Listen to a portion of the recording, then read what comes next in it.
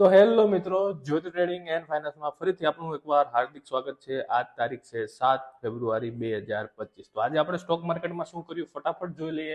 તો પહેલા previous day ના લોની હેઠે જ્યારે નિફ્ટી બ્રેકડાઉન કરે છે ત્યારે આપણે ટોટલ પોઝિશન શેર સેલ બનાવ્યા હતા। તમે અહીંયા મારા ઓર્ડર બુકમાં જોઈ શકશો। ટોટલ મેં 4 ટ્રેડમાં કામ કર્યું હતું। એકે એલે ખબર નહીં આનું નામ શું છે।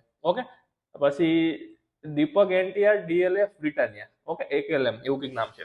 ઓકે, તો આ 4 ટ્રેડમાં મેં કામ કર્યું હતું। ઓલમોસ્ટ મને 3 ટ્રેડમાં લોસ થયો છે, તમે અહીંયા જોઈ શકો છો। ઓકે, એક એકએલમાં 7,500 પછી દીપક એનટીઆર માં 3600 રૂપિયા, ડીએલએફ માં 6600 રૂપિયા।